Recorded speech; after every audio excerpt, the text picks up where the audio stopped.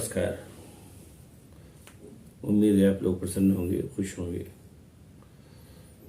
अब बात होगी इस बार नवाब आसिफउद्दौला की, जो शुजाउद्दौला के कई बेटों में से एक थे और सबसे बड़े थे।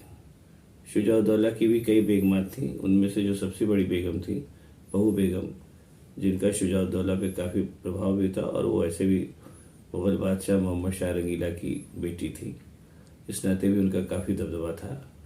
आसिफउद्दौला उनके लड़के थे।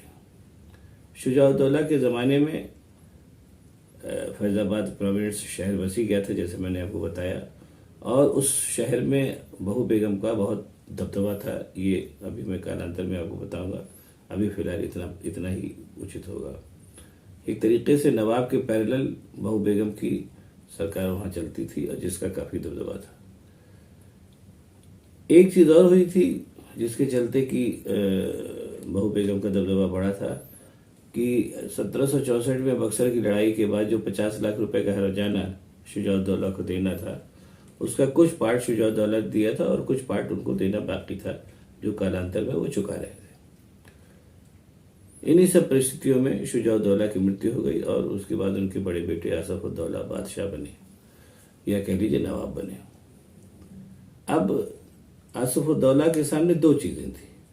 एक तो यह है कि कोई भी नवाब या कोई भी शासक अपने इस टेरिटरी में पैरेलल शासन नहीं एक्सेप्ट करता है, और वहाँ पर फैज़ाबाद में ऑलरेडी बहू बेगम का एक तरीके से पैरेलल शासन चल रहा था शुजाउद्दौला की मृत्यु के बाद भी, और वो आसिफउद्दौला जब फैज़ाबाद छोड़ के लखनऊ चले आए तब भी चलता रहा। और दूसरा, जो पैसा देना था ईस्ट इंडिया कंपनी को शुजाउद्दौला की तरफ से, जिसका कुछ हिस्सा वो चुके थे, इस बात को लेकर के भी झगड़ा था कि वो पैसा आसिफउद्दौला सरकारी खजाने से चुकावें या बहू बेगम दें। इस बात को लेकर के भी झगड़ा था। इस बहरहाल इस आए दिन की किचकिच से ऊब करके आसिफउद्दौला ने अवध की राजधानी फैज़ाबाद को त्यागा और लखनऊ में आकर के बस गए। ये एक तरीके से लखनऊ के हित में हुआ, और फैज़ाबाद की, हालांकि फैज़ाबाद के तो हित में नहीं हुआ, लेकिन लखनऊ के हित में हुआ और अवध के भी हित में हुआ। और यहाँ पर आसिफउद्दौला आए और गोमती किनारे वहाँ पर उन्होंने अपने रहने के लिए शीश महल बनवाया, जो जैसा अब तो खैर उसका कुछ नहीं बचा, 2-4 खंभे बस बचे हैं, लेकिन वो पूरा इलाका शीश महल के ही नाम से जाना जाता है।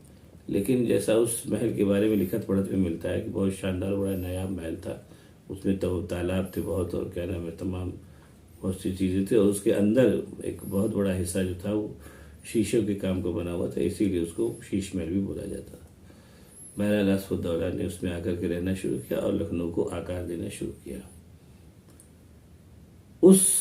आप कभी लखनऊ आए और आप देखेंगे तो जहाँ से वो आज की तारीख में उसको पुराने लखनऊ, नया लखनऊ बोलते हैं, पुराने लखनऊ की बसाहट जब शुरू हुई तो उसमें तमाम नई नई इमारतें और क्या नाम है, नए मोहल्ले और नई चीज़ें आसिफउद्दौला ने बसानी शुरू की। तमाम नए मोहल्ले वहाँ बसे और तमाम नए नए मंदिर, मस्जिद और ये सब तमाम चीज़ें आसिफउद्दौला ने बनवाई और वहाँ रहते भी रहे।